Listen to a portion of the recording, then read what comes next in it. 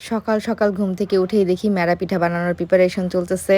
এই গুড়, চিনি, নারকেল ছাড়া এই পিঠার মধ্যে যে আমার জামাই কি মজা পায় আল্লাহই জানে। এই পিঠাটাই তার একমাত্র পছন্দ। শীতের সকাল, বাহিরে কুয়াশা, কুয়াশার জন্য সামনে কিছুই দেখা যাচ্ছে না।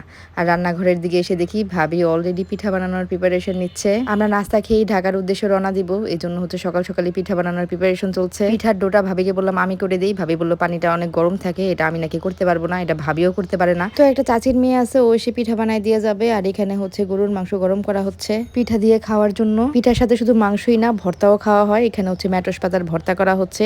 বাড়িতে প্রিয়র বাবা যাই হচ্ছে এগুলা খাওয়ার জন্য। আমার বড় ননাসের হাতে, ভাবির হাতে এগুলার টেস্ট আসলে অন্যরকম হয়। আর এদিকে হচ্ছে পিঠা রেডি। পিঠা নামানোর আগে দিয়ে হচ্ছে পানি দিয়ে দেওয়া হচ্ছে, তাহলে নাকি একটা পিঠার সাথে আরেকটা পিঠা লেগে থাকে না। বাড়িতে দেখা যায় বছরে একবারই আমাদের সবার একসাথে যাওয়া হয়। এবার তো আমি একা একাই আসলাম, আমার ননাসে আসে না। বছরে একবারই দেখা যায় সবার একসাথে হওয়া হয়, তো সবাইকে খুব মিস করতেছিলাম।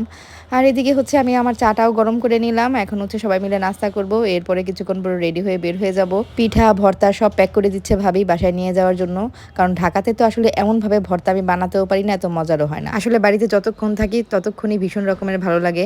প্রিয় এদিকে উঠানে খেলতেছে। বাড়ির খাবার দাবারের স্বাদই অন্যরকম হয়। এখানে হচ্ছে মাছের ভর্তা, মেটস পাতার ভর্তা করা হয়েছে। তো প্রিয়র বাবা রুটিও খাবে না, পিঠাও খাবে না, পিঠা সে পার্সেল করে নিয়ে যাবে। এখন হচ্ছে এই মজার মজার তরকারি দিয়ে আমরা ভাত খাবো, তারপর হচ্ছে ঢাকার উদ্দেশ্যে রওনা হয়ে যাব। এই কয়েকদিন যাবত আমরা শুধু খাবারের উপরই আছি।